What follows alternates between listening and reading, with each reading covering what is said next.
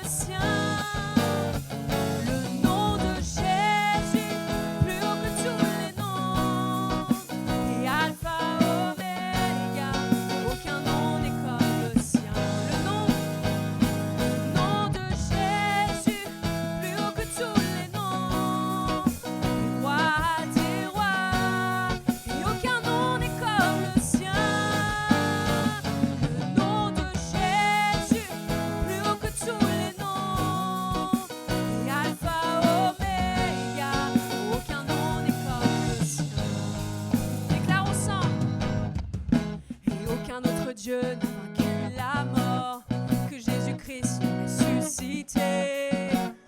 Nous l'élevons plus haut, et en son nom tout genou fléchit, en son nom tout homme est sauvé. Nous invoquons ton nom, le nom de Jésus, plus haut que tous les noms, et roi.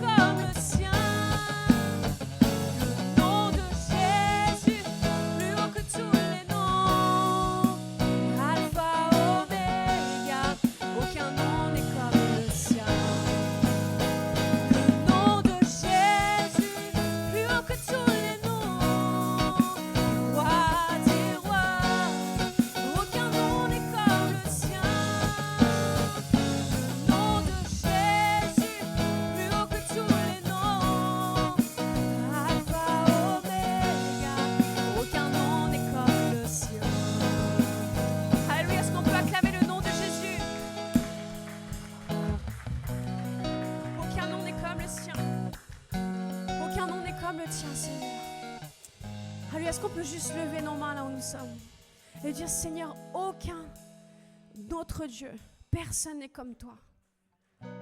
Personne n'est comme toi. Seigneur, personne ne mérite mon adoration. Tu es le seul, Seigneur. Tu es le seul. C'est toi que nous voulons louer ce matin. C'est toi que nous voulons adorer en ce lieu. Nous voulons regarder à toi, Seigneur.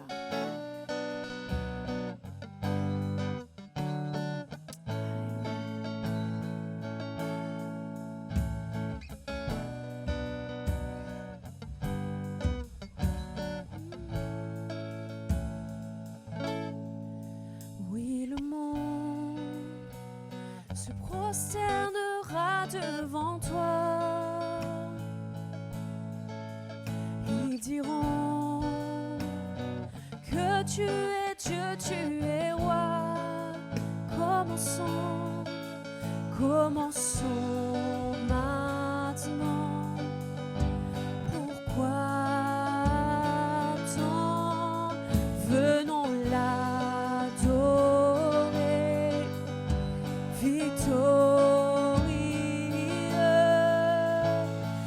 roi de gloire, remplis ce lieu. Je veux être près de toi, oui, être près de toi.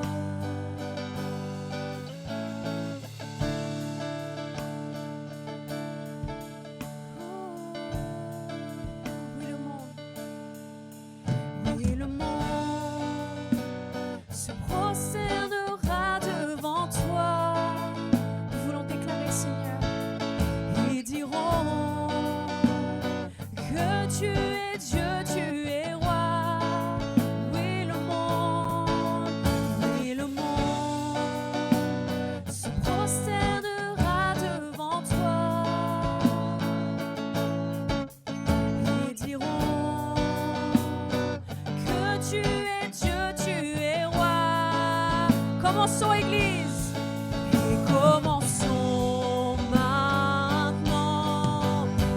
Pourquoi tant venons l'adorer, victorieux. Commençons, commençons maintenant. Pourquoi tant venons l'adorer, victorieux, roi de gloire, remplis ce lieu. Je veux être près de toi, oui, être près de toi.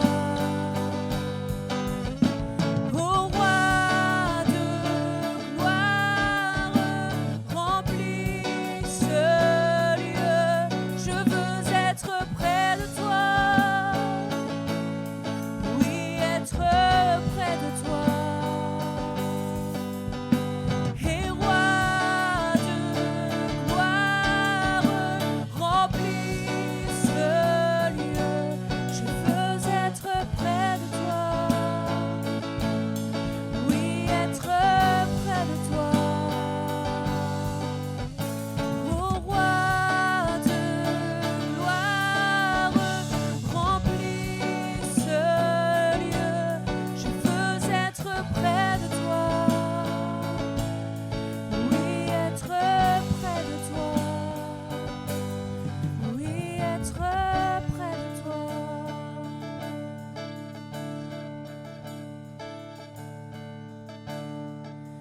Et je chante Alléluia jusqu'à ton retour. Et je danse dans ta présence jusqu'à ton retour. Et je chante Alléluia jusqu'à ton retour. Et je danse dans ta présence jusqu'à ton retour. Et je chante Alléluia jusqu'à ton retour.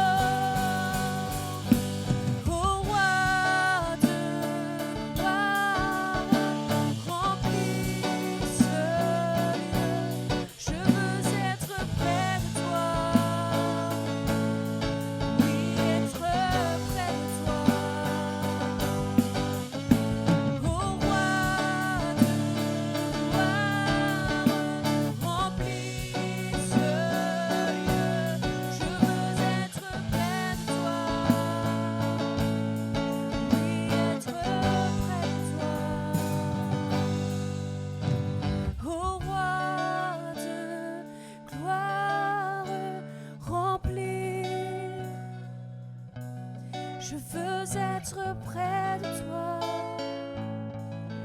Oui, être près de toi. Ô roi de gloire, remplis ce lieu. Je veux être près de toi. Oui, être près de toi.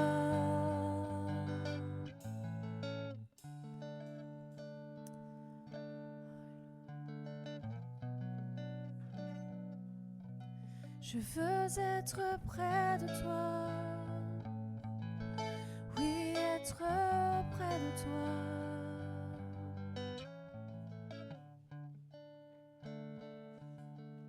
Est-ce qu'on peut sentir sa présence en ce lieu ce matin?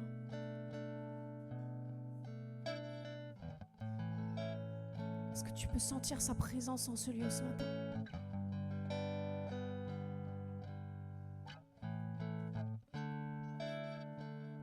Alors que nos louanges s'élèvent, c'est bien plus que des mots, c'est un désir. Remplis ce lieu, Seigneur, remplis ce lieu de ta présence. Notre désir est d'être près de toi, Seigneur.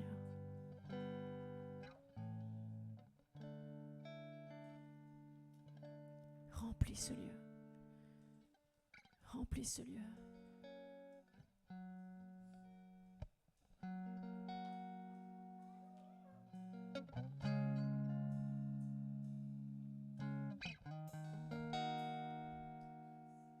Remplis ce lieu, Seigneur.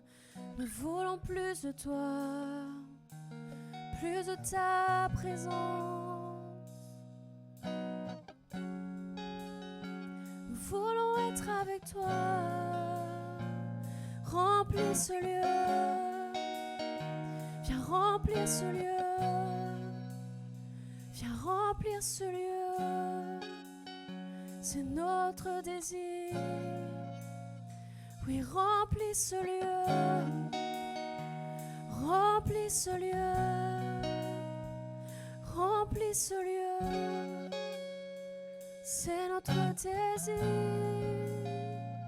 Oh Jésus. Oh Jésus. Oh Jésus. Oh Jésus. Oh Jésus. Oh Jésus. Oh Jésus. Viens remplir ce lieu. Lève ta voix là où tu es. Dis-lui ton désir. Remplis ce lieu, Seigneur. Nous voulons plus de toi, Seigneur. Nous avons besoin de toi. Nous venons ce matin en ta présence, Seigneur, avec une faim et soif de toi. Révèle-toi à nous, Seigneur. Nous voulons te voir, Jésus. Remplis ce lieu. Remplis ce lieu. Remplis ce lieu de ta présence. Remplis ce lieu. Remplis ce lieu. Remplis ce lieu de ta présence. Remplis ce lieu. Remplis ce lieu. Et remplis ce lieu de ta présence. Remplis ce lieu. Remplis ce lieu. Remplis ce lieu de ta présence. Oh Jésus. Oh Jésus. Oh Jésus. Oh Jésus. Nous voulons plus de toi. Oh Jésus. Oh Jésus. Oh Jésus. Nous voulons plus de toi. Il y a celui sur le trône, Jésus, le saint. Tu es digne de louange, d'honneur et gloire à celui sur le trône, à celui sur le trône, Jésus le Saint. Oh, tu es digne de louange, d'honneur et gloire. Et digne est l'agneau crucifié, assis sur le trône. Seigneur, nul n'est comme toi. Les anciens, les êtres vivants se prosternent pour t'adorer, toi seul. Seigneur, nul n'est comme toi. Digne et digne est l'agneau crucifié, assis sur le trône. Seigneur, nul n'est comme toi. Les anciens, les êtres vivants se prosternent pour t'adorer, toi seul. Seigneur, nul n'est comme toi. Roi de gloire, nous te couronnons. Roi de gloire, nous te couronnons. Roi de gloire, nous te couronnons. Nous te couronnons, roi. Roi de gloire, nous te couronnons. Roi de gloire, nous te couronnons. Roi de gloire, nous te couronnons. Nous te couronnons, roi. Roi de gloire, nous te couronnons. Roi de gloire, nous te couronnons. Roi de gloire, nous te couronnons. Nous te couronnons, roi. Roi de gloire, nous te couronnons. Roi de gloire, nous te couronnons. Roi de gloire, nous te couronnons. Nous te couronnons, roi. Chantons digne et digne est l'agneau crucifié, assis sur le trône. Seigneur, nul n'est comme toi.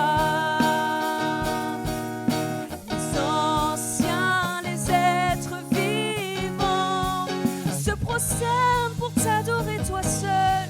Seigneur, nul n'est comme toi. Et digne est l'agneau crucifié, assis sur le trône. Seigneur, nul n'est comme toi. Les anciens, les êtres vivants se prosternent pour t'adorer, toi seul. Seigneur, nul n'est comme toi. Roi de gloire, nous te couronnons. Roi de gloire, nous te couronnons. Roi de gloire, nous te couronnons. Nous te couronnons, roi. Roi de gloire, nous te couronnons. Roi de gloire, nous te couronnons. Roi de gloire, nous te couronnons. Nous te couronnons, roi. Roi de gloire, nous te couronnons. Roi de gloire, nous te couronnons. Roi de gloire, nous te couronnons. Nous te couronnons, roi. Roi de gloire, nous te couronnons. Roi de gloire, nous te couronnons. Roi de gloire, nous te couronnons. Nous te couronnons, roi, ensemble.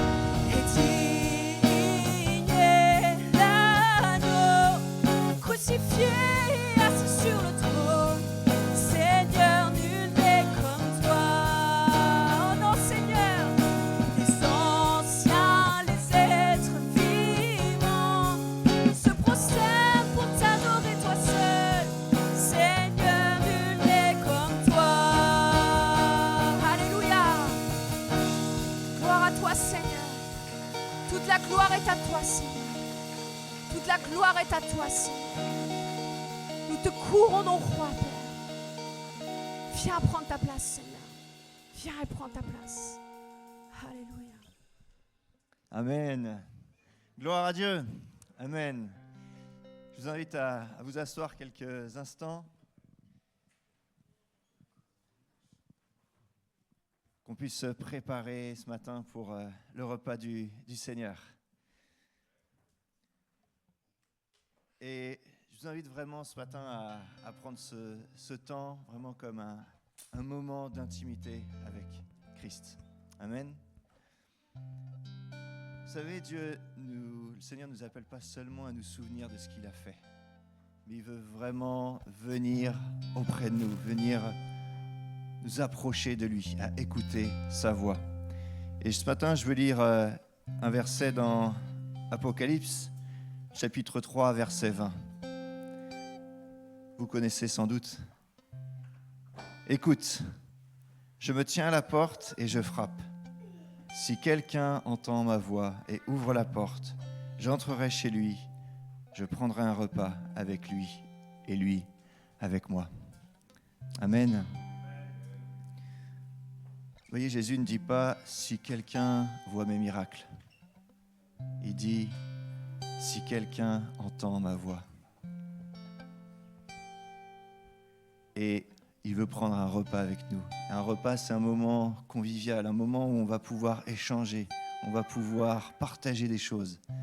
On a eu cette convention et oui, il y a eu des choses, beaucoup de choses qui ont été dites, notamment sur l'écoute du Seigneur. Et dans les temps de déjeuner, j'ai eu la joie de déjeuner avec Rézous, Carla. C'était un moment où on pouvait échanger différemment de ce qu'on peut faire le dimanche. Avec Jonathan, Margot, pareil. Avec Clément, Christelle, pareil. Des temps de partage autour d'un repas, c'est aussi apprendre à qui est l'autre. Et c'est ce que Jésus veut faire avec nous. Et on veut prendre ce repas ce matin, non pas par souvenir de ce qu'il a fait. Enfin si, on veut se souvenir de ce qu'il a fait, mais pas seulement. On veut s'approcher de lui, parce que lui veut s'approcher de nous. C'est son désir. Il veut que nous prenions ce pain et cette coupe. Manger ce pain. Il veut être en nous. Il veut être au plus proche de nous. Alors là, on va distribuer les éléments ce matin. Et je vous invite à prendre un moment, et peut-être on peut se lever aussi dans ce moment, et juste à faire un court moment de silence, peut-être. Pas pour parler à Dieu, mais à écouter Dieu.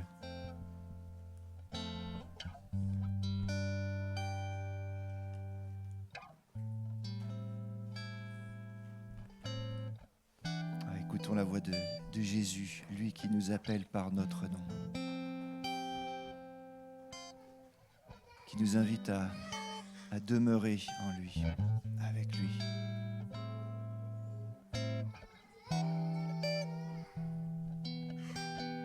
Seigneur Jésus, tu es le pain de vie.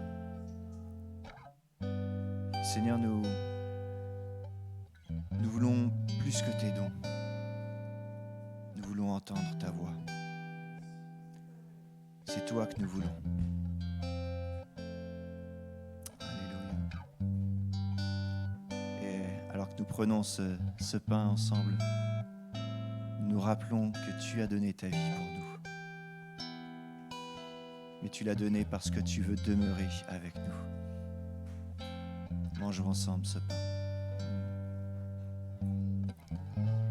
Alors que ton sang a coulé sur la croix, tu nous as demandé de prendre cette coupe. Ce jus de raisin, ce vin qui est le symbole de ton sang qui a coulé et qui a effacé nos péchés. Alors, Seigneur, merci.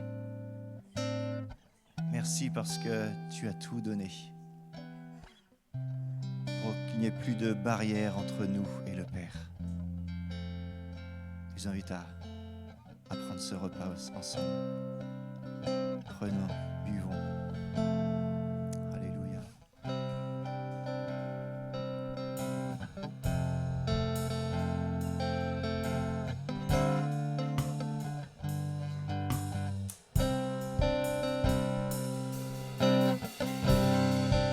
digne de tous les chants que je chanterai,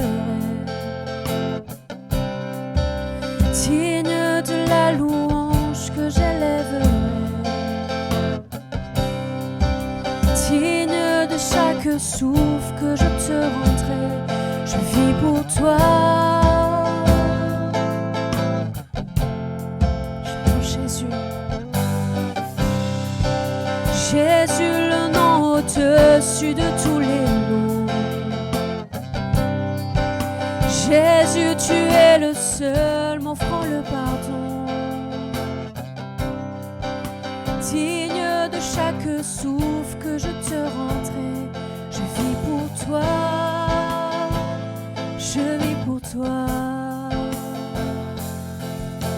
Très saint, qui est semblable à toi, qui est comparable.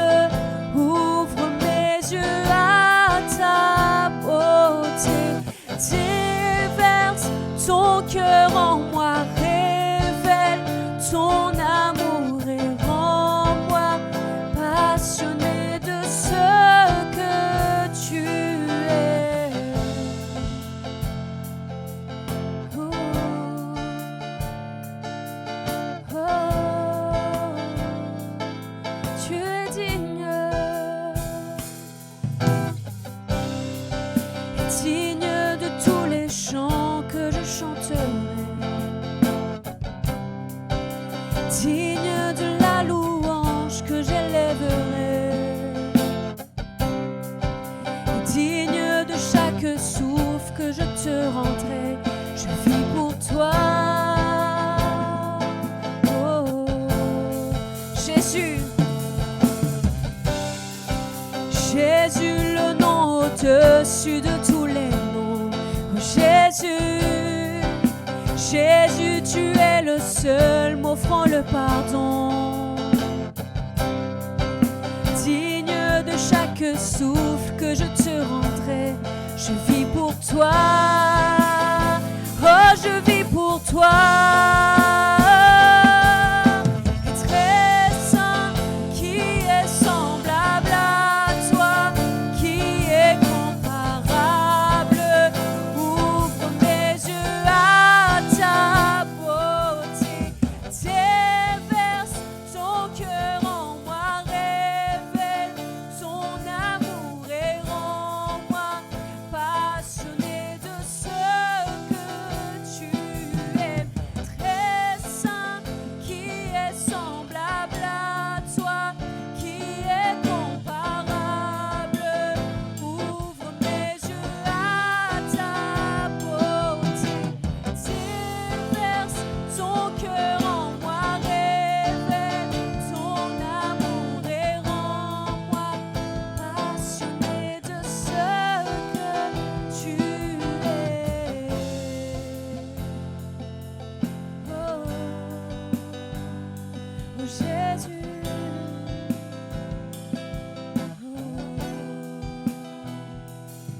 Je bâtirai ma vie sur ton amour, fondement inébranlable. Et j'ancrerai ma foi sur ton nom seul. Non, je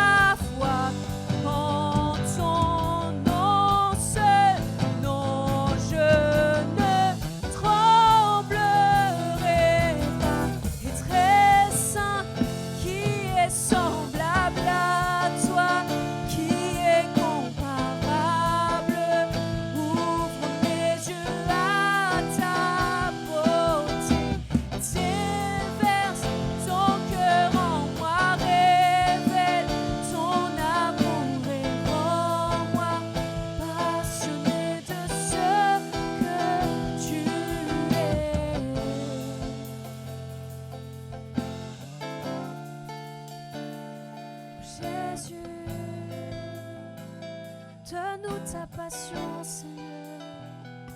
Oh Jésus. Alléluia. Amen. Amen. C'est une grâce d'avoir une équipe de louanges. Vraiment, on peut les applaudir encore. Ouais. À Dieu soit la gloire, mais on a aussi la grâce d'avoir des gens qui savent jouer des instruments, chanter. Alléluia. Je vous invite à vous asseoir quelques instants et je veux souhaiter aussi la bienvenue à tout le monde, à tous ceux qui nous ont rejoints. Soyez comme chez vous, faites comme chez vous. Bah, pas tout, mais voilà. Dans les limites du raisonnable, bien sûr. Bon, faites comme si vous étiez chez moi, alors. Non. Sentez-vous libre. La grâce du Seigneur soit sur vous. Quelques annonces ce matin, en tout cas 3. Vendredi 2 mai, c'est le premier vendredi du mois, c'est maison de prière. Il y en a qui suivent, merci. Et alors, maison de prière un peu spéciale cette fois-ci, puisqu'on a l'église Ignite Bruxelles. Donc c'est des élèves de l'école biblique de là-bas qui vont venir, qui vont être avec nous. Et donc ça va être une soirée en feu. Ça va être le feu. Ignite. Et le lendemain, avec les youth, les jeunes, voilà, les étudiants vont aussi participer donc avec les jeunes le 3 mai. Donc on se réjouit de pouvoir vivre ces moments pour ces jeunes-là aussi, et les moins jeunes, du coup, le vendredi 2 mai. Et puis, on a aussi un événement vraiment qu'on attend avec impatience. À la fin du mois de mai, le 30 et 31 mai prochain, vous avez les inscriptions qui sont ouvertes pour la conférence Kingdom Conférence, tout simplement. Et je vous laisse avec une vidéo.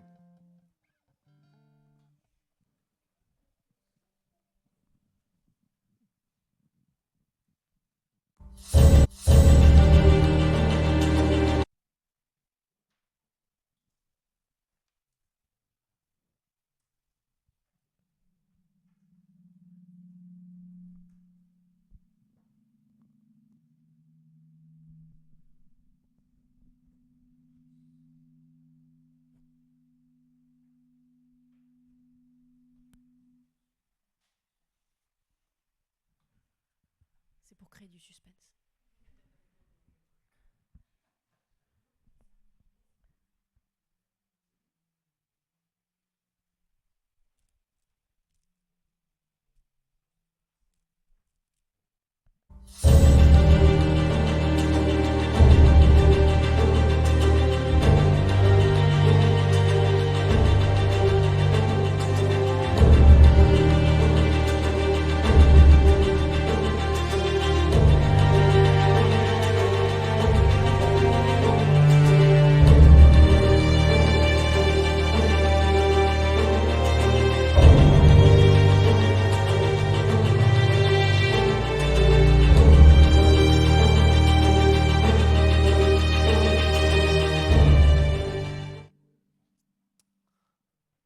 Amen.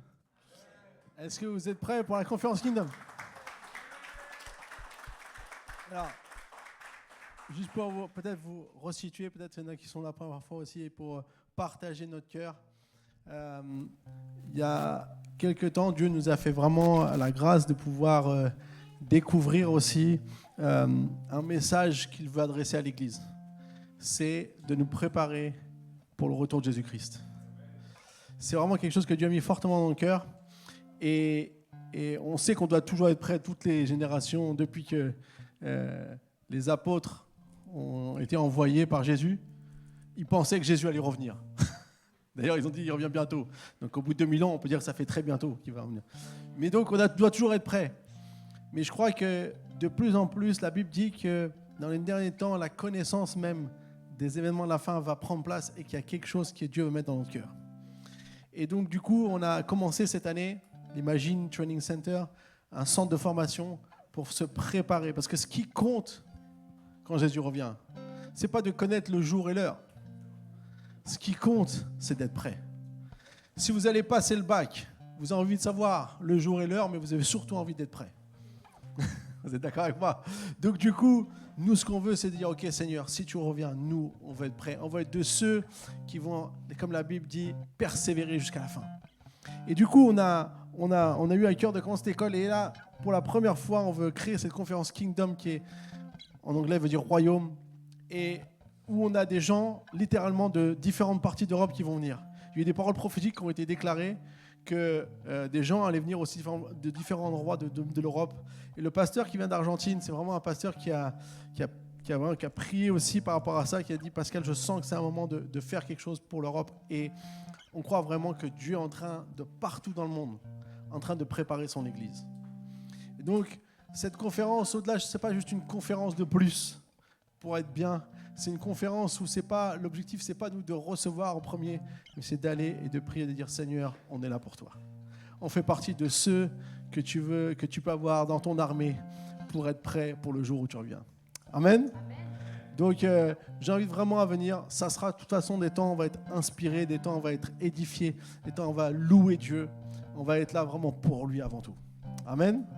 Donc, ce sera pas loin d'ici, ce sera à le Novotel de Orly-Rungis. Donc, vous pouvez vous inscrire. Il y a un QR code qui va s'afficher.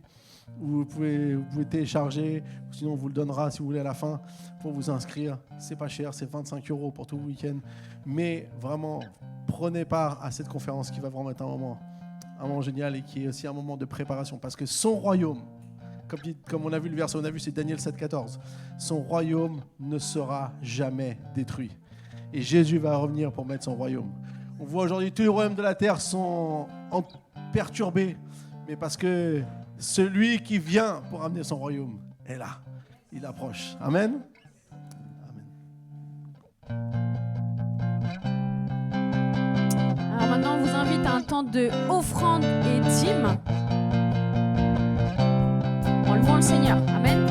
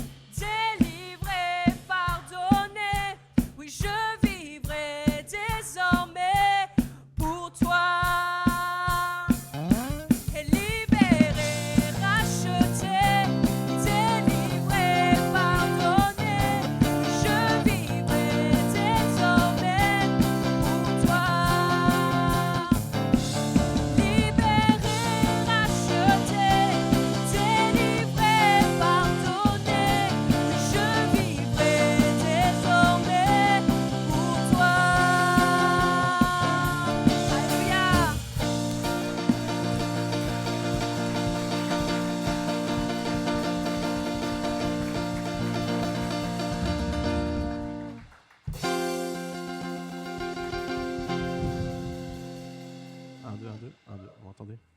Parfait. Amen. Est-ce qu'on peut acclamer notre Seigneur encore une fois? Alléluia, Seigneur. Toute la gloire est pour toi, Jésus.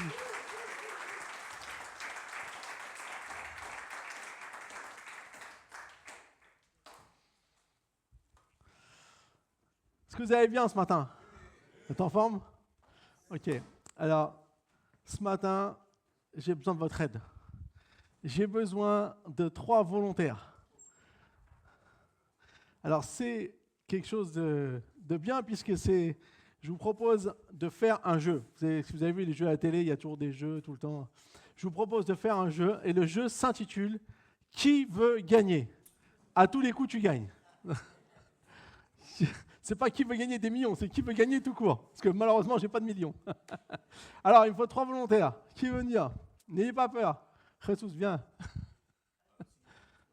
Jésus, il vient toujours le premier. Il me faut encore 2 volontaires. Allez, qui veut venir? Allez, viens Stéphane. Une 3e personne? Allez, une dame quand même, parce que là, les hommes... Là, qui veut venir? Enfin, je fasse un petit volontaire désigné d'office alors. Est-ce qu'il y a quelqu'un qui veut venir ou pas? Venez, il n'y a rien à perdre et tout à gagner. Bon, Evan, allez bien. Ça sera bon. Après, quand vous aurez dit, j'aurais dû me lever, mais c'est trop tard, il faut. Alors, le jeu qui veut gagner, c'est... Bah, venez ici, qu'on voit bien. Venez ici. Vous allez pouvoir tirer au sort un de ces lots. Comme je dis, c'est qui veut gagner, on gagne à tous les coups. Donc, dans chaque papier, là, il y a quelque chose à gagner. Alors, Stéphane, à toi l'honneur, choisis. OK. Parfait.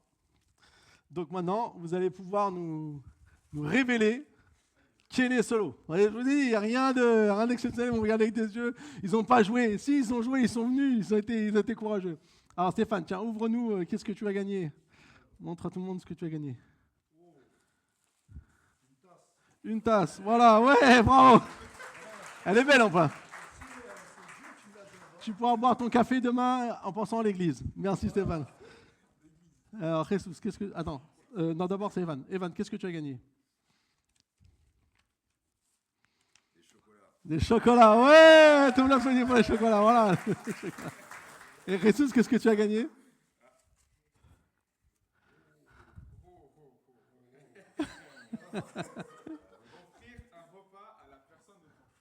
Ouais. Ça, c'est un cadeau, ça, non? Alors, vous voyez, en fait, c'est ce qui se passe souvent. On aime tous recevoir des choses, vous êtes d'accord?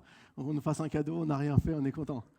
Mais toi, Jesus, c'est parce que c'était pour toi, j'étais pour Jésus, c'est obligé. Jesus, lui, il a gagné le droit d'offrir quelque chose à quelqu'un. C'est pas merveilleux? Je vous sens moins enthousiaste d'un coup, là. Qu'est-ce qui se passe? Vous avez perdu votre enthousiasme. On aime tous... Merci, les gars, merci. On peut les applaudir.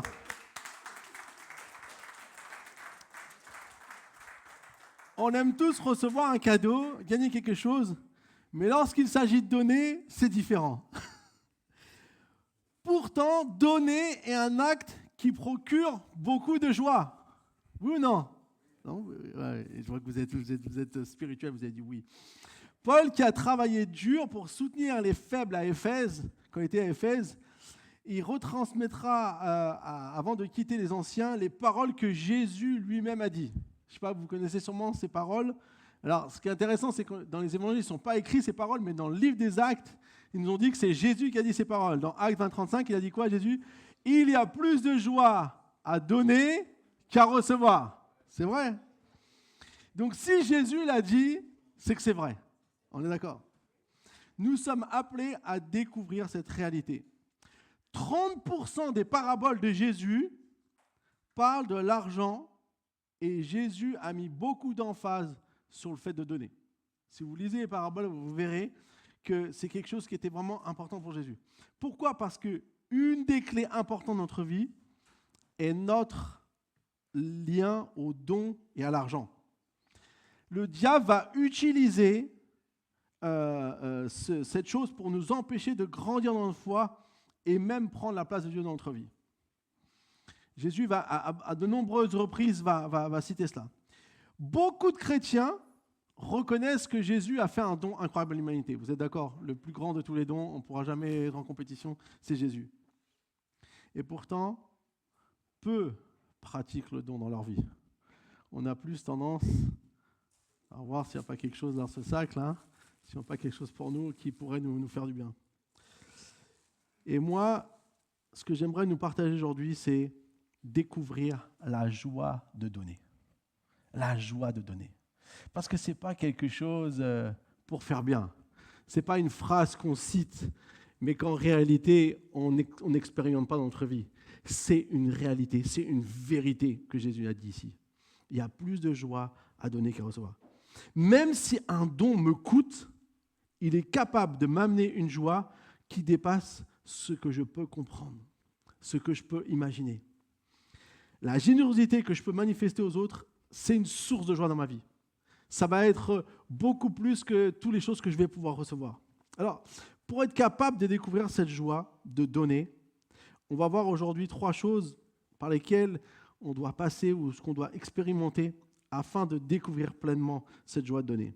Et pour ça, j'aimerais prendre un texte dans Marc 14, versets 3 à 9. C'est un très grand don qui a été fait aussi lorsque Jésus était sur la terre, et on nous raconte un peu ce don dans la Bible. Donc, comme Jésus était à Béthanie, dans la maison de Simon le lépreux, une femme entra pendant qu'il se trouvait à table. Elle tenait un vase qui contenait un parfum de nard très pur, un nard pur très cher. Elle brisa le vase et versa le parfum sur la tête de Jésus. Quelques-uns exprimèrent leur indignation entre eux. À quoi bon gaspiller ce parfum? On aurait pu le vendre plus de 300 pièces d'argent et les donner aux pauvres. Et ils s'irritaient contre cette femme. Mais Jésus dit, laissez-la. Pourquoi lui faites-vous de la peine? Elle a fait une bonne action envers moi. En effet, vous avez toujours les pauvres avec vous et vous pouvez leur faire du bien quand vous le voulez. Mais vous ne m'aurez pas toujours.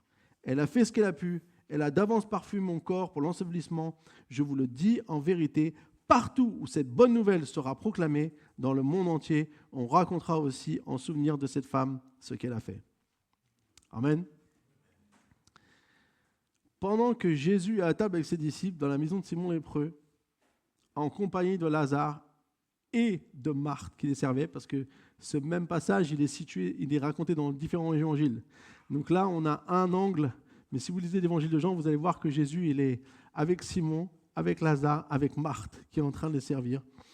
Marie, celle, la sœur de Marthe, va venir avec un vase qui contient un parfum de nard pur, très cher. Elle va briser ce parfum, afin de briser ce vase, afin de pouvoir que ce parfum puisse être versé sur la tête et aussi les pieds de Jésus. Si on lit dans Jean 12, on voit aussi qu'elle va aussi les mettre sur les pieds de Jésus, elle va même l'essuyer avec ses cheveux. Alors, dans cette histoire, on perçoit une image très forte. Et c'est l'image que j'aimerais nous laisser, qui représente pourquoi on doit passer par cette chose pour manifester un don. Marie va prendre le vase et va le briser. Pourquoi? Parce qu'elle était obligée de casser ce vase pour pouvoir vraiment faire sortir la chose précieuse qu'il y a à l'intérieur. Et cette image, elle représente ce qui se passe quand nous, on va être appelés à faire des dons. Il y aura toujours, à un moment donné, on va passer par le brisement. Même si on se dit tous qu'on aime donner, qu'il y a plus de joie à donner qu'à recevoir, quand tu dois le faire, ça te coûte. Quand tu dois vraiment le faire, ça te coûte toujours. Parce que tu dois lâcher quelque chose qui est à toi, avec laquelle tu aurais pu utiliser de manière peut-être pour toi, et que tu dois le donner. Alors, bien sûr que si on donne un petit peu quelque chose, on dira ça va, c'est pas beaucoup, je ne vais pas perdre beaucoup. Mais ce n'est pas que ça. C'est la notion de se dire, OK, maintenant, je vais libérer, je vais laisser Dieu agir pour pouvoir libérer le don. Sans brisement, il n'y a pas de don. On doit tous apprendre à passer par le brisement. Le brisement de moi. Parce qu'en fait, on est tous faits de cette manière où on est focalisé sur nous, ce qu'on a besoin nous, ce qu'on désire nous, ce qu'il nous faut nous. Et parfois, c'est peut-être un blocage à pouvoir faire vraiment un don. Qu'est-ce que le brisement?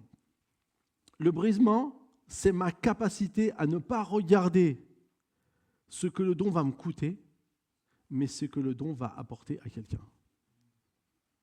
En fait, si tu commences à changer de perspective, tu vas voir que le don que tu fais n'est pas basé sur ce que toi tu es capable de faire, mais plutôt sur ce qu'il va accomplir. Bien sûr que ça va te coûter, mais quand tu regardes à ce que ça va te coûter, tu n'as pas envie de faire le don.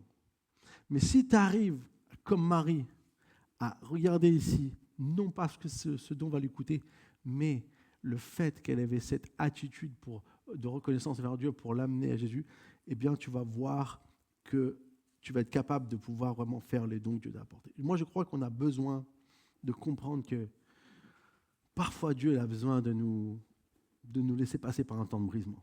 Vous savez, les temps de brisement avec le Seigneur, ça ne fait jamais du bien. Personne n'aime le brisement, je vous rassure. Mais si ça ne fait pas du bien au moment, il y a toujours une issue positive. Il y a toujours quelque chose de bon que Dieu fait ressortir de ça. Vous savez pourquoi? Parce que Jésus lui-même en est l'exemple. Jésus est l'exemple de fait de donner sa vie pour nous. Et le prophète Ésaïe avait reçu des paroles magnifiques avant même que Jésus vienne sur la terre, à plusieurs centaines d'années au préalable.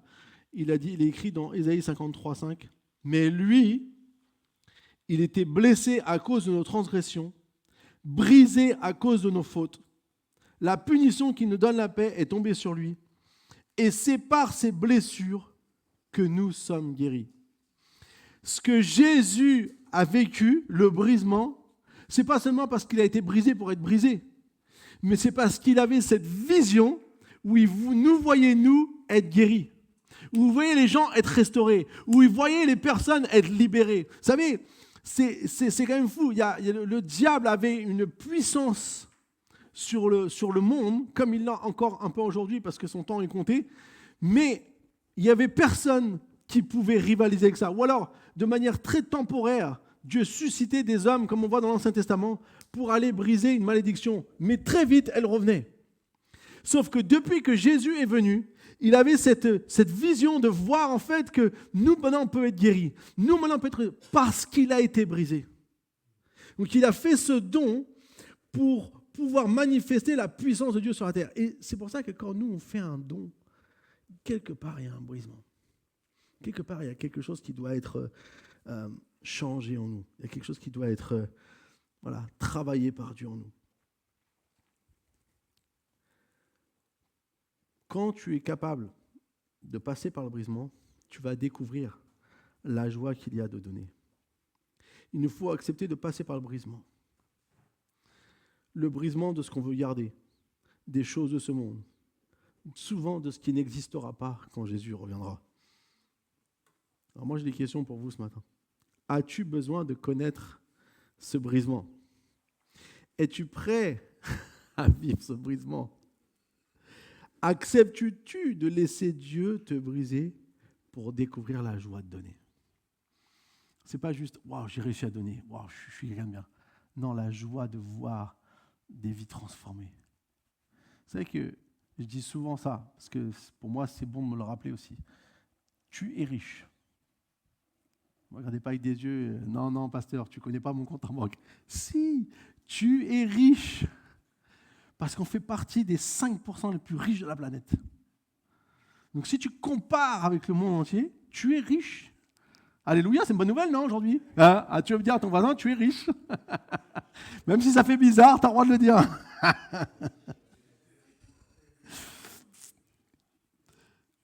J'aimerais vous lire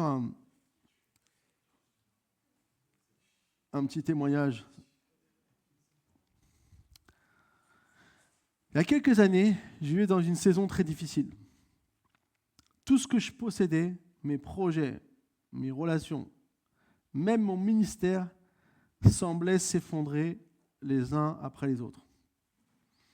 J'avais toujours été généreux dans une certaine mesure, mais au fond, je donnais surtout ce que je pouvais épargner sans que cela me coûte réellement. Pendant ce temps de brisement, j'ai compris que Dieu ne cherchait pas seulement mes ressources matérielles, mais mon cœur entier.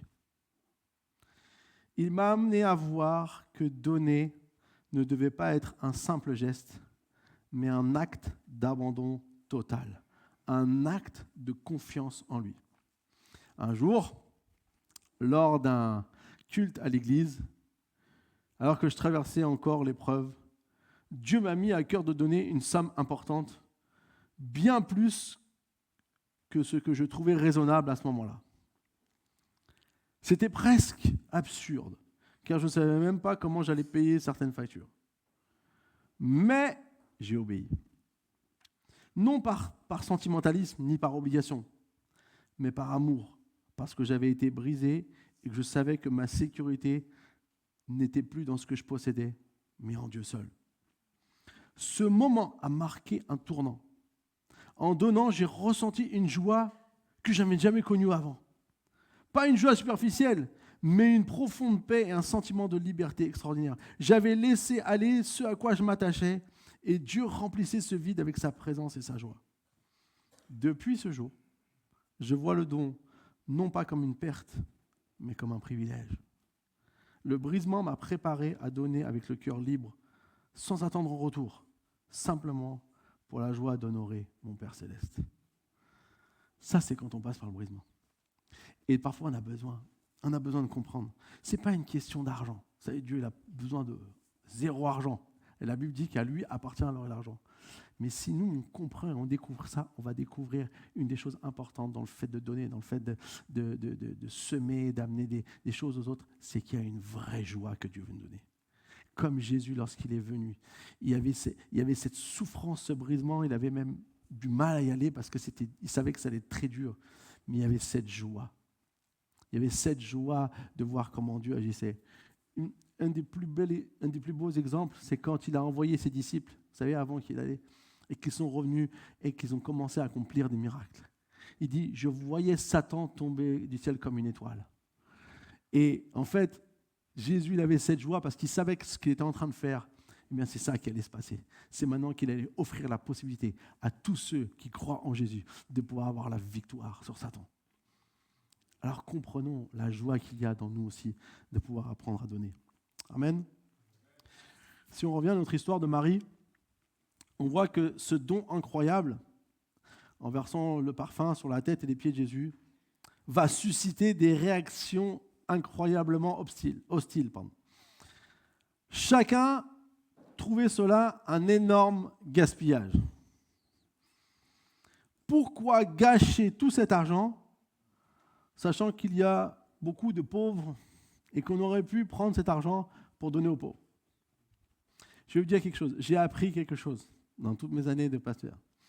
Ceux qui s'inquiètent le plus des pauvres en parole, ce n'est pas ceux qui leur donnent le plus. Quand il y a toujours des bonnes raisons, oh les pauvres, c'est jamais. D'ailleurs, c'est vrai ici.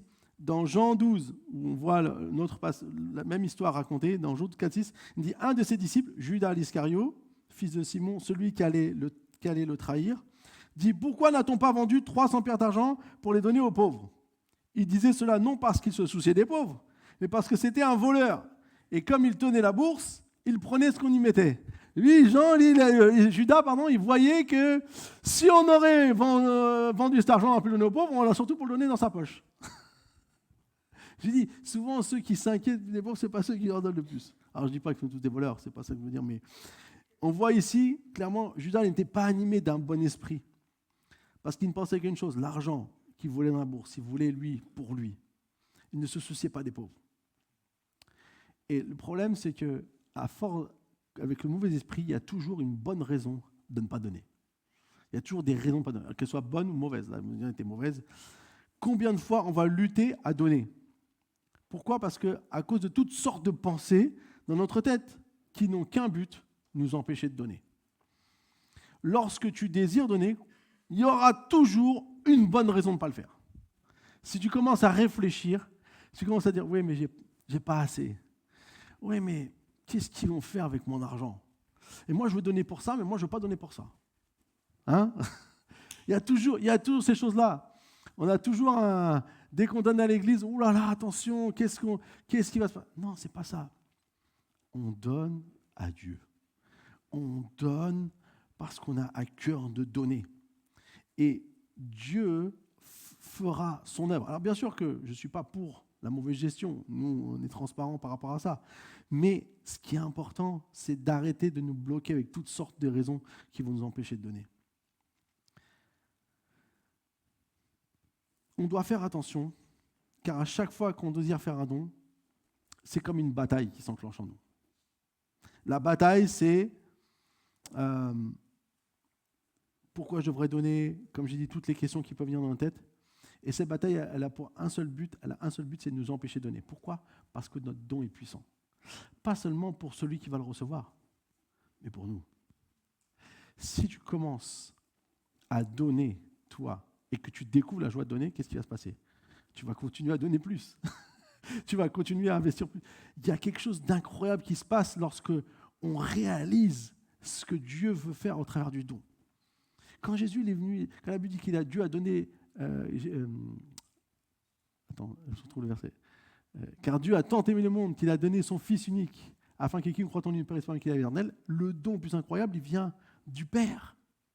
C'est lui qui a choisi d'envoyer son Fils. Jésus l'a fait, Jésus a été accepté, mais c'est le plus grand don qu'il peut y avoir. Donc quand on donne, on imite quelque part, on suit l'exemple de ce que Dieu a fait. Notre société nous dit garde. Épargne. En ce moment, on se dit, on devrait utiliser l'épargne des Français. Il y a trop de milliards qui traînent dans les comptes, dans les livrets d'épargne. Il faudrait l'utiliser, ça pourrait aider l'économie. Pourquoi? Parce qu'on se dit tous, mais s'il m'arrive un truc, et les gens, en fait, meurent avec des livrets remplis qui se retransmettent à la... Mais jamais personne l'utilise. Et si on se disait, tiens, moi je vais commencer à être celui qui va se semer. Je ne veux pas donner un héritage incroyable à mes enfants, même si on peut leur donner quelque chose, c'est bien, mais le but, ce n'est pas de donner tout à mes enfants, c'est de pouvoir utiliser, de pouvoir transformer des vies aujourd'hui. Donner à des gens qui sont dans le besoin. Comprendre qu'il y a quelque chose que je peux faire, moi, aujourd'hui. Et quand on réalise ça, ça amène quelque chose de fort. Il y a une histoire dans la Bible qui est vraiment incroyable par rapport justement à cette bataille de la raison. Tu sais, on doit gagner la bataille de la raison. Pour faire le don, tu dois gagner la bataille de la raison. Il y a toujours une bonne raison en toi qui dira non, donne pas. Pour ceci, pour cela. Et vous avez bien, on a bien envie d'écouter la bonne raison. Ah, quand on a une bonne raison, ça y est, c'est mort. Ah ouais, mais là, j'ai une facture qui est tombée. Ah non, Seigneur, je peux pas donner. Moi, si tu comprends, Seigneur, tu comprends quand même. Tu n'es pas un Dieu qui veut me mettre dans le rouge dans mon compte en banque. Tu ne peux pas me faire payer des agios, Seigneur. Tu n'es pas comme ça quand même. Donc, je vais reporter. Et moi, j'ai appris un truc, reporter, ça ne fonctionne jamais. C'est perdu. Vaut mieux être franc avec le Seigneur, dire, tant pis pour toi. Mais la réalité, c'est que c'est jamais reporté, ça ne marche pas. J'ai essayé, ça ne marche pas. Donc, ce qui est intéressant ici, c'est qu'il y a cette histoire dans l'Ancien Testament avec le prophète Élie, dans 1 Roi 17. Il va voir il est amené par Dieu. Alors, il déclare prophétiquement qu'il n'y aura plus de pluie sur Israël jusqu'à ce que Dieu lui révélera qu'il y aura de nouveau la pluie. Donc, qu'est-ce qui se passe? Vous avez compris, plus de pluie, plus de récolte, plus à manger. Donc, à un moment donné, c'est la famine. À bout d'un moment, si tu prophétises quelque chose comme ça, ça va finir par être comme ça. Et du coup, là, Dieu l'envoie hors du territoire d'Israël vers une veuve dans la ville de Sarepta. Et là, il va lui demander donc de préparer, de lui donner à boire, alors sachant qu'il n'y a plus de pluie, mais il n'y a plus d'eau, et de lui préparer à manger. Et voici la réponse de la veuve, donc 1 Roi 17, verset 12. Elle répondit, « L'Éternel, ton Dieu, est vivant. Je n'ai rien de cuit. Je n'ai qu'une poignée de farine dans un pot et un peu d'huile dans une cruche. Je suis en train de ramasser 2 morceaux de bois, puis je rentrerai et je préparerai cela pour mon fils et pour moi. Nous le mangerons, après quoi nous mourrons. » Élie lui dit, « N'aie pas peur. Rentre et fais comme tu l'as dit. Seulement, prépare-moi d'abord avec cela un petit gâteau et apporte-le-moi. Ensuite, tu en feras pour ton fils et pour toi. En effet, voici ce que dit l'Éternel, le Dieu d'Israël. La farine qui est dans le pot ne manquera pas, et l'huile qui est dans la cruche ne diminuera pas, jusqu'au jour où l'Éternel fera tomber la pluie sur le pays. Elle partit et se conforma à la parole d'Élie. Et pendant longtemps, il y eut de quoi manger, ainsi que sa famille et Élie. La farine qui était dans le pot ne manqua pas, et l'huile qui était dans la cruche ne diminua pas, conformément à la parole que l'Éternel avait prononcée par l'intermédiaire d'Élie. J'aime cette histoire, parce que c'est une histoire qui nous encourage. C'est une histoire qui nous donne un peu de baume au cœur par rapport à ce que Dieu nous demande. En fait, ce que j'aime ici, c'est que, alors qu'Élie va voir cette veuve et qu'il lui demande de lui préparer à manger, elle dit, mais en fait, tu es en train de me prendre tout ce qui me reste. En gros, tu vas me prendre tout ce qui me reste. Et de toute façon, la conclusion, la vision qu'avait cette femme, c'était on mange un peu, puis après on ne pourra plus manger, donc on finira par mourir. La famine, c'est terrible. On l'a vu, des fois ça arrive, même encore aujourd'hui, dans certains pays en Afrique, ça peut vraiment faire beaucoup, beaucoup de mal. Donc du coup, ici, il y avait cette vision. Mais là, Élie veut dire non, fais d'abord un gâteau pour moi, amène-le-moi. Alors on peut dire, il est culotté ce Élie, hein, il pense à lui d'abord. Hein, il veut d'abord lui, après les autres. Non, il donne la parole de Dieu. En gros, c'est fais le don. Là, on se dit tous, si on se met à la place de cette femme, mais c'est absurde. C'est pas ce qu'il faut faire. Et pourtant, ce qui n'a pas son sens humainement a son sens spirituellement. Très souvent, vous allez remarquer ce qui paraît avoir aucun sens, comme le témoignage qu'on a lu tout à l'heure. Dieu dit, donne-moi de l'argent. Il dit, mais je n'ai pas pour payer mes factures, donne-moi. Parfois, ce qui n'a pas de sens humainement a un sens spirituel. Et cet homme nous l'a découvert. Il ne nous a pas dit qu'après il est devenu millionnaire. Hein. Il a simplement dit qu'il a obéi et qu'il a vu que ça avait un impact puissant. Et je peux vous garantir une chose, Dieu a fait une promesse qui veillera à tout ce qu'on a besoin. Si vous lisez Matthieu 6, il dit, ne cherchez pas le vêtement, ne cherchez pas la nourriture. Regardez, votre Dieu s'occupe des petits oiseaux, il donne les habits aux fleurs. Comment il ne pourra pas vous donner tout à vous aussi? À chaque jour suffit sa peine, hein, vous connaissez. Mais quand on pratique, on est « Seigneur, qu'est-ce que je vais avoir pour demain ?» Et mes factures, Seigneur. N'oublie pas mes factures, Seigneur. Et donc, du coup, ici, elle va obéir. Et ce qui est incroyable, c'est qu'elle ne va pas manquer. Ce que le prophète a dit va se réaliser. L'huile n'a pas manqué, la farine n'a pas manqué. Et c'est ce que j'aimerais nous laisser. Quand on veut découvrir la joie de donner, on doit apprendre à abandonner notre raison, notre truc à nous, à Dieu. On a besoin de le laisser. Et il y a toujours une bataille. Je vais vous raconter un petit témoignage. Je vais rencontrer un autre appel, mais je vais vous raconter un petit témoignage personnel. Quand je préparais ce message, jeudi, je finissais. J'ai fini le message et ça sonne chez moi. Et quand je ne sais pas qui vient, alors nous on a un problème, on n'arrive pas à parler avec l'interphone. Mais il y a trop de gens qui viennent et qui viendront dans mon immeuble. Et moi je me suis dit, je vais aller voir qui vient parce que j'entends personne monter. Je vais aller voir qui vient en bas. Donc je descends pour aller voir qui était en bas. Et qui je découvre? La Croix-Rouge. Et ils viennent pour les dons. Je dis, oh mince Seigneur, tu m'as eu Seigneur. C'est moi l'habitude, je dis non, je donne déjà autrement. Et là, je dis, tu ne peux pas préparer ce message et les renvoyer comme ça. Non. C'était le Seigneur. Je dis, ok Seigneur. Et en plus, maintenant, ils sont malins. Ils disent, on ne prend pas d'argent, on n'a pas le droit de prendre de l'argent. Ils ont leur petit badge et tout. Il y avait la petite Asia qui était là, qui était super gentille avec moi, qui m'a montré tous les repas qu'ils donnent à tous les sans-abri, qui pourvoient pour eux et tout ça. Et là, tu te dis... Et là, maintenant, il faut donner chaque mois. Et donc, alors c'est très bien fait, hein, vous remplissez, on vous envoie, il y a quelqu'un qui vous rappelle le lendemain pour bien confirmer que vous êtes d'accord et tout. Et je me suis engagé. J'ai dit, Seigneur, ok, Seigneur, je m'engage. Parce que je veux l'expérimenter.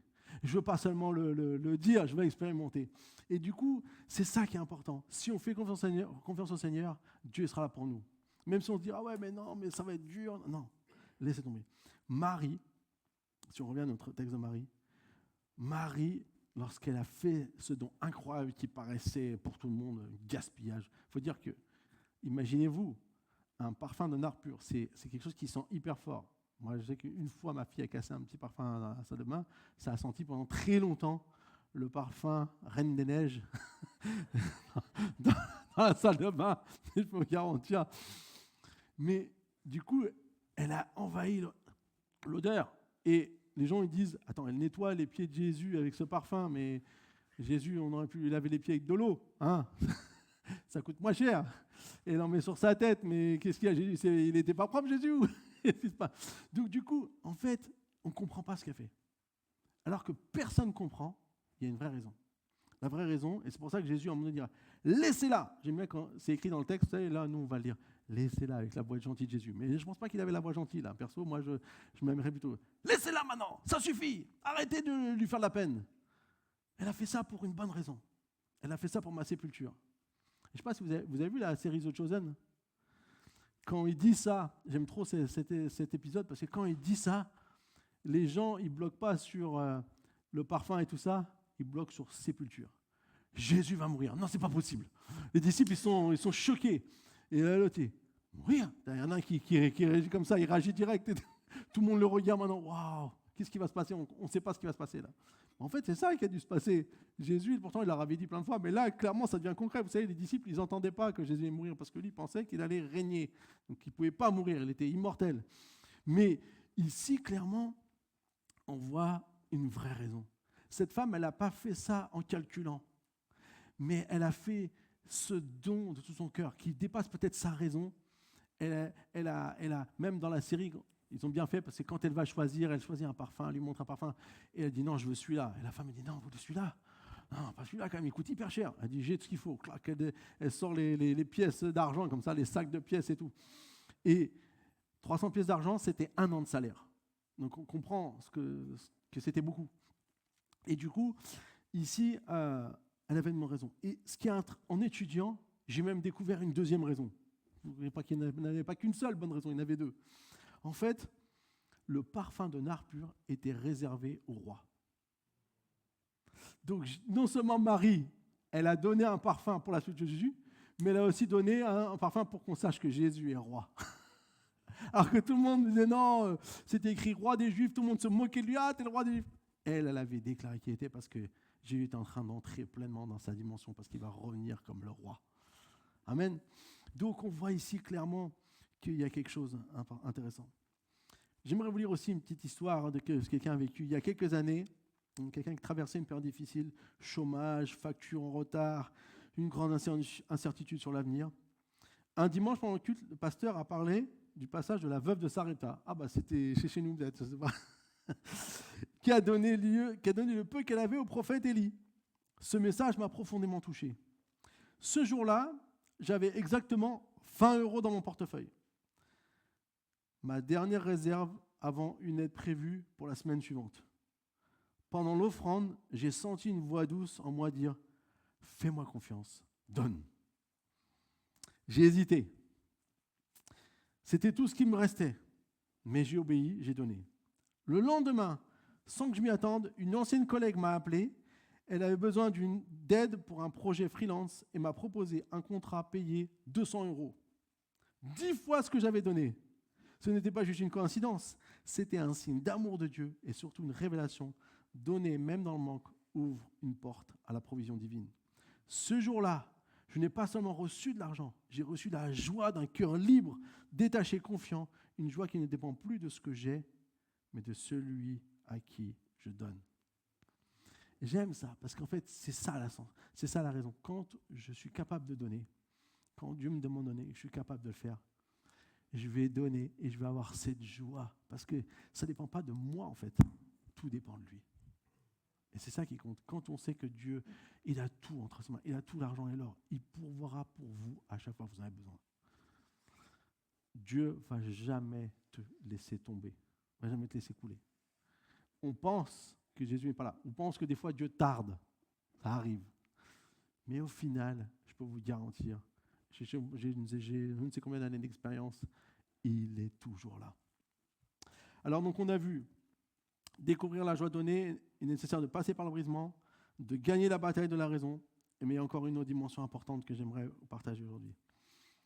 Marie a fait ce qu'elle avait sur le cœur. C'est pour ça qu'elle a offert ce parfum. En fait, Marie, elle était dans une énorme reconnaissance à Dieu. D'ailleurs, si on regarde bien la chronologie, peu de temps avant, Jésus a ressuscité son frère. Donc vous êtes d'accord qu'on peut être d'accord qu'on est dans la reconnaissance, dans la reconnaissance à Dieu. Donc elle voulait faire quelque chose pour Jésus qui dépasse l'ordinaire. Elle ne voulait pas seulement faire un petit cadeau à Jésus parce qu'il est venu manger. Elle voulait offrir quelque chose à Dieu. Et non seulement elle voulait offrir, mais elle s'est humiliée parce que la Bible dit qu'elle s'est mise à ses pieds, elle a essuyé ses pieds avec ses cheveux. Elle a versé le parfum sur sa tête. Marie avait un esprit prêt à tout donner à Jésus. Et c'est ça qui était important. C'est ça qui compte. En fait, lorsque je donne, ce n'est pas le montant qui est important. Ce n'est pas que c'était quelque chose qui coûtait hyper cher. C'était l'esprit dans lequel elle faisait. C'était l'état d'esprit qu'elle avait. Et c'est pour ça que Jésus va conclure ces paroles. Partout où cette bonne nouvelle sera annoncée, on dira ce que cette femme a fait. C'est écrit. C'est pour ça qu'on prêche aujourd'hui. Et Jésus savait. Mais c'est quoi la bonne nouvelle? Je me suis posé la question. Partout où cette bonne nouvelle sera prêchée, c'est quoi cette bonne nouvelle qui sera prêchée? C'est quoi cette bonne nouvelle qui fait qu'on va raconter? En fait, la bonne nouvelle, c'est le lien avec le fait que Jésus allait être enseveli, c'est qu'il allait mourir. Et quand ils sont venus pour amener le parfum, pour traiter le corps de Jésus, il n'y a plus de Jésus. Il est ressuscité. C'est ça la bonne nouvelle. C'est ce qu'on a célébré la semaine dernière. La bonne nouvelle, c'est que Jésus ne va pas être quelqu'un qui va rester dans le tombeau. Il n'y a pas besoin d'amener les aromates, toutes les choses pour préparer son corps pour qu'il reste longtemps. Jésus va ressusciter. Il va amener la vie. Et c'est ça la bonne nouvelle. Donc, ce qu'elle a fait ici, là, c'était un acte de reconnaissance. Pas pour un mort, mais pour un vivant. Parce que Jésus est vivant. Amen. Dis à ton voisin, Jésus est vivant. Marie n'a pas fait un don extravagant qui doit être mis en lumière. Ce n'est pas qu'elle a fait un don qui coûte très très cher qui doit être mis en lumière. Mais c'est son état d'esprit, son esprit généreux, son esprit qui aime, son esprit reconnaissant, son esprit qui veut voir les choses. On a besoin de développer en nous un esprit généreux. Quand je dis généreux, je ne dis pas quelqu'un qui a beaucoup de sous, mais un esprit qui est prêt à reconnaître, à être reconnaissant, un esprit qui est prêt à donner avec joie, parfois peut-être des petites choses, mais qui a cet état d'esprit en nous. On va lire un passage que Dieu m'avait donné déjà depuis longtemps pour parler, parce que j'avais vraiment ce thème à cœur, la joie de donner. Dieu m'a vraiment parlé par rapport à ça. 2 Corinthiens 9, versets 6 à 9. Peut-être vous l'avez déjà entendu. Sachez-le, celui qui sème peu, moissonnera peu. Et celui qui sème abondamment, moissonnera abondamment. Que chacun donne comme il a décidé dans son cœur, sans regret ni contrainte. Car Dieu aime celui qui donne avec joie. Dieu peut vous combler de toutes ses grâces afin que vous possédiez toujours, à tout point de vue, de quoi satisfaire à tous vos besoins et que vous ayez encore en abondance pour toute œuvre bonne, comme il est écrit, il a distribué ses bienfaits, il a donné aux pauvres, sa justice subsiste à toujours. C'est ce que Paul cite à la fin là, c'est le psaume, c'est un psaume 112 je crois. Et du coup, on voit de ce qu'il dit que dans le psaume, il est écrit que celui qui a des mauvaises nouvelles n'est pas dans l'inquiétude. Même les mauvaises nouvelles ne l'attendent pas. Parce qu'il a distribué ses bienfaits, il donne à dos aux pauvres et sa justice subsiste à toujours. C'est ce que Jésus est venu faire. Il y avait déjà une image de ce que Jésus allait venir faire sur la terre. Mais ici, le mot abondamment, j'aimerais m'arrêter sur le mot abondamment. En fait, le mot abondamment, c'est pas quelque chose qui veut dire beaucoup à la base. On l'a traduit comme ça. Mais si on prend la traduction originale, il y a une préposition, il y a un mot, c'est avec ou en bénédiction. Ça veut dire que ça implique que celui qui fait ce don-là abondamment, il a un esprit bienfaisant. Il est en bénédiction. Je suis tellement dans la bénédiction. Alors la bénédiction, ce n'est pas que matériel. Ça peut être toutes sortes de bénédictions. La Bible dit qu'on a été bénis de toute bénédiction spirituelle en Jésus-Christ. dans Éphésiens 1. C'est cette notion que je suis en bénédiction, je suis avec la bénédiction en moi, j'aime ce que Dieu fait pour ma vie, je réalise tout ce qu'il a fait. Alors, ça inclut aussi, bien sûr, la bénédiction financière. Mais surtout, j'ai cet esprit bienfaisant dans le donateur. Et je crois que ce que Paul veut nous dire ici, c'est que ce n'est pas nécessaire d'avoir beaucoup d'argent pour un esprit généreux. Souvent, on pense, « Ah Seigneur, si j'ai beaucoup de sous, je vais te donner. » Eh bien, moi, je vous dis non. Si tu n'es pas généreux quand tu n'as pas beaucoup, quand tu as beaucoup, tu ne seras pas généreux non plus. Parce que ce n'est pas une question d'argent, c'est une question d'état d'esprit. Dieu a besoin de développer en nous cet esprit de générosité. Et c'est quoi cette générosité? Ce n'est pas à chaque fois que tu donnes, tu as ton cœur qui est « Oh non Seigneur, m'enlève pas ce poids !» Non, c'est tu donnes, tu as la joie de donner. Tu vois quelqu'un a besoin, tu as la joie de donner. Si vous remarquez les gens généreux, moi je vais vous dire un truc, les gens généreux ne sont pas souvent les plus riches. Il y en a, hein, il y a des riches généreux, alléluia, merci Seigneur, gloire à Dieu. Mais Jésus dira, hein, c'est plus difficile un riche d'entrer dans le royaume des cieux qu'un chameau passé par le trou d'une aiguille. Je ne sais pas ce que Jésus a voulu dire, je vous laisse épiloguer sur ça. En fait, ce qu'il veut dire, c'est que c'est très difficile. Pourquoi? Parce que souvent, quand on a des biens, on est attaché à nos biens. Et c'est ça le problème. Mais quelqu'un qui est généreux, il aime donner en fait. Il aime donner. C'est une joie de donner. C'est pour ça que Jésus, Paul dit ici, donnez pas par contrainte. Là, il est en train de parler à une église qui a promis de faire un don pour une collecte pour l'église de Jérusalem et qui tarde un petit peu à donner les sous. Ils ont promis, mais entre la promesse et l'action, des fois, il y a un petit délai. Mais Paul, il dit, mais ne donnez pas par contrainte. Donnez avec joie. Et en fait, quand Dieu transforme ton esprit, tu donnes avec joie. Quand Dieu développe en toi un esprit généreux, tu n'es pas attaché à tes biens. Parce que tu sais que finalement, un jour, tu vas quitter cette terre. Moi, une image qui m'a marqué, vous avez vu qu'en Syrie, Bachar al-Assad était tombé. Et quand ils sont rentrés dans le palais, alors là, tout le peuple est rentré, ça y est, maintenant on peut avoir accès à tous les biens, ils ont pillé plein de trucs.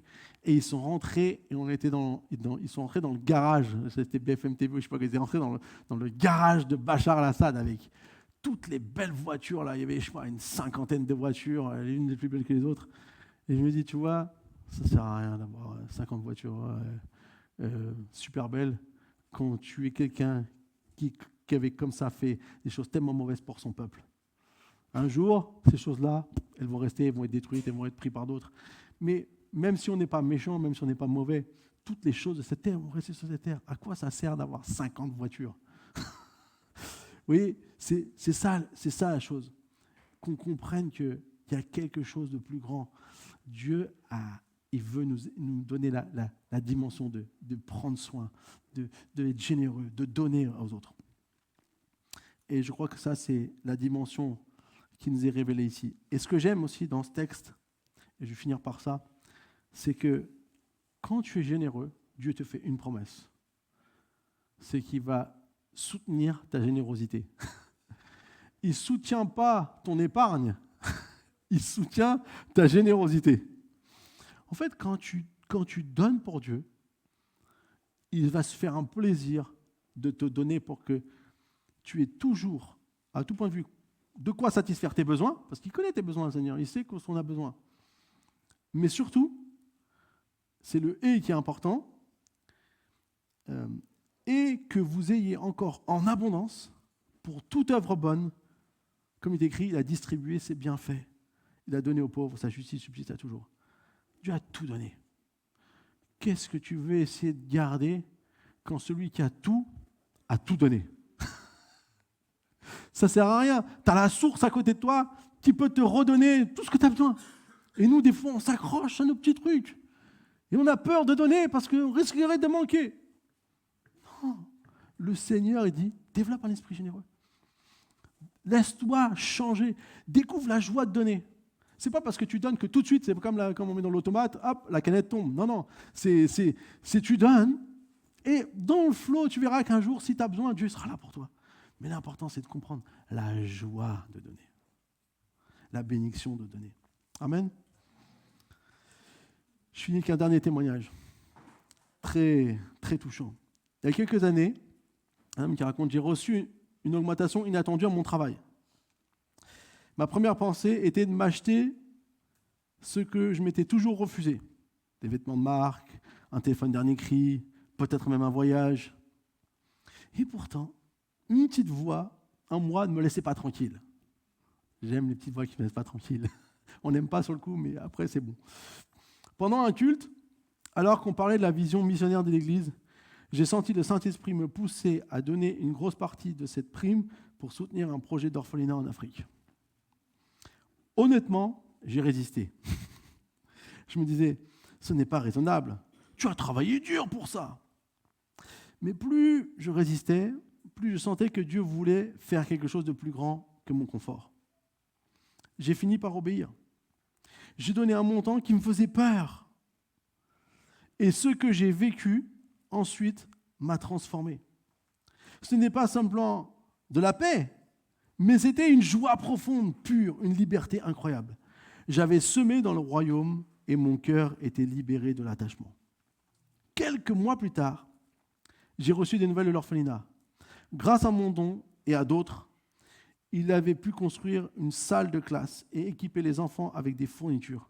Une photo m'a particulièrement marqué, une petite fille tenant un cahier contre son cœur avec un grand sourire. À ce moment-là, j'ai su que cette joie-là, aucun achat personnel ne me l'aurait donnée. Depuis, je ne donne plus quand je peux, je donne parce que je veux voir Dieu faire l'impossible avec ce que je lui rends. Mon argent n'a jamais été aussi vivant qu'entre ses mains. Amen. Amen. Gloire à Dieu. J'aimerais prier. Tu peux venir un petit peu de guitare, s'il te plaît, Alexandre. J'aimerais prier pour terminer.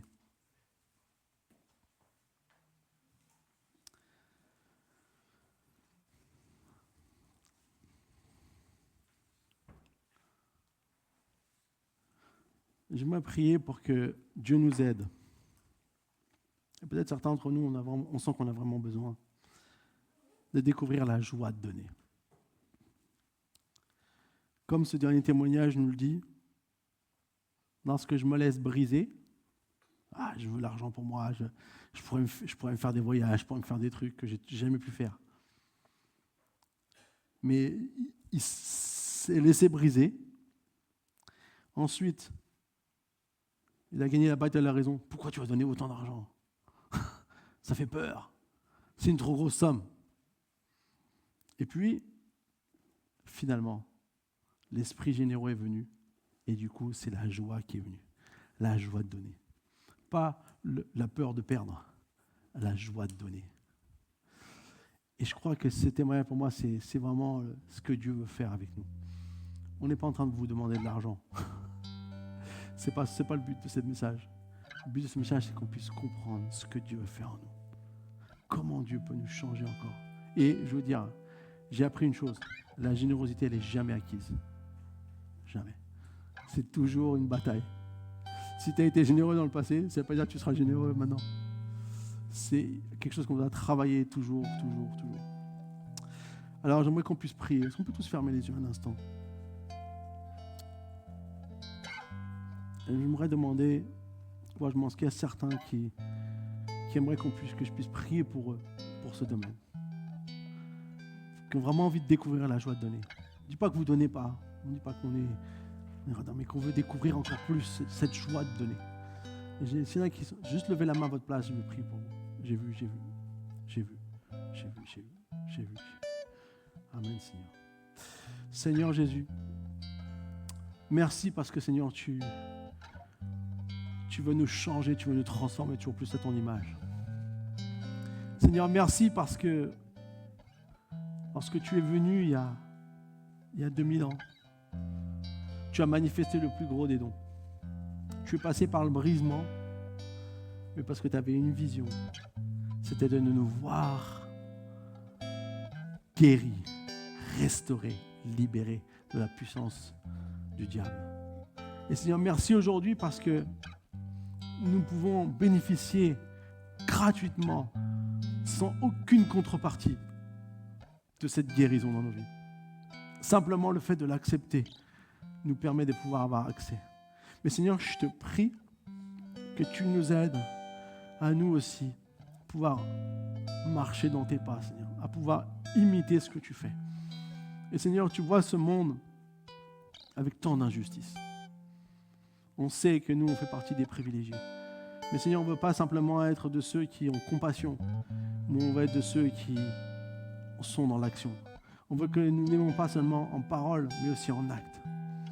Seigneur, je te prie, Seigneur mon Dieu, que tu nous aides, Seigneur Jésus. Que tu nous aides vraiment à pouvoir découvrir la joie de donner. Pas parce que tu veux notre argent, mais parce qu'on veut vraiment, Seigneur, faire comme toi tu fais, être de ceux qui donnent. Et Seigneur, merci parce que chaque opportunité que tu mettras sur notre route, Seigneur, sera une possibilité de manifester, Seigneur, et d'expérimenter cette joie de donner. Aide-nous de ne pas seulement être dans l'inquiétude par rapport à ce qu'on pourrait perdre, mais qu'on puisse voir, Seigneur, ce que tu veux faire, qu'on puisse voir l'œuvre que tu vas accomplir. Seigneur, que ton royaume continue à avancer. Seigneur, merci parce que tu veux aussi, je veux briser maintenant, Seigneur, tout problème financier chez mes frères et sœurs ce matin. S'il y en a qui sont dans les problèmes financiers, que tu nous donnes vraiment de pouvoir gérer bien notre argent, que nous puissions, Seigneur, sortir aussi une malédiction, que nous puissions sortir cette malédiction au nom de Jésus, parce que, Seigneur, tu nous as appelés à être des donateurs. Des gens qui ont la joie de donner. Et Seigneur, merci parce que tu veux libérer ton Église pour faire ton œuvre, pour aller implanter d'autres églises, pour construire d'autres œuvres, pour amener le message de l'Évangile partout, Seigneur, dans notre pays, mais dans tous les pays du monde, Seigneur, comme tu as dit, à Jérusalem, en Judée, en Samarie, jusqu'aux extrémités de la terre. Et Seigneur, nous voulons être de ceux qui répondront à ton appel. Nous voulons être de ceux, Seigneur, qui avançons dans ce que tu as pour nous, Seigneur. Et je prie, Seigneur, que tu libères sur nous, Seigneur, une générosité, Seigneur, pas une générosité de montant, mais une générosité de cœur, Seigneur. Une générosité où nous comprenons ce qu'est la joie de donner, Seigneur. Seigneur, merci, Seigneur. Merci, Seigneur, mon Dieu. Sois loué et béni à jamais. Je prie pour chacun qui a levé la main, Seigneur, que tu puisses l'aider, Seigneur, que tu puisses les aider dans leur marche à découvrir la générosité. Et aide-nous, Seigneur, à manifester la générosité toujours et encore. Que nous ne soyons pas pris par le poids de ce monde. Comme tu as dit, il n'y a que 2 maîtres. Toi ou maman. Il n'y a pas d'autre option. Seigneur, que nous puissions être vraiment sous ta direction, que tu sois notre maître dans le domaine des finances, Seigneur Jésus. Que ton nom soit loué et béni à jamais. Amen. Amen. Amen. Alléluia. Merci à tous. On va chanter un dernier chant pour terminer notre culte.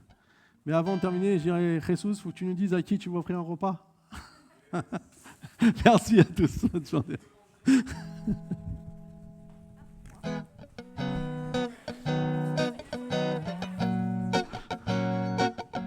Je vous invite à vous lever pour terminer notre célébration ensemble.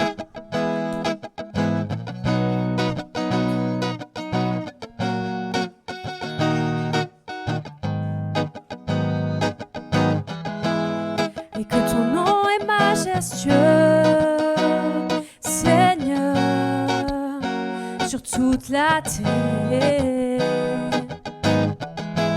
Ton nom est fort et puissant, ton nom est glorieux et grand. En lui nous sommes sauvés. Le nom de Jésus, plus haut que tous les noms. Roi des rois, et aucun nom n'est comme le sien. Le nom de Jésus, plus haut que tous les noms. Alpha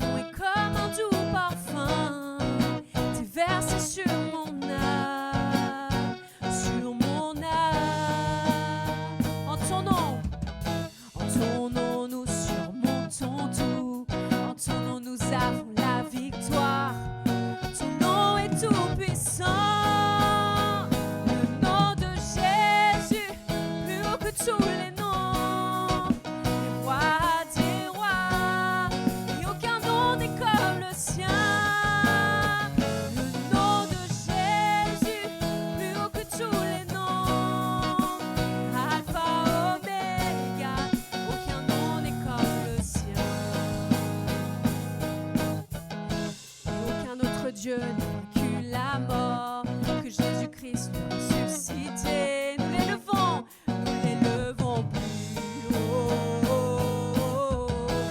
En son nom, tout genou fléchit. En son nom, tout homme est sauvé.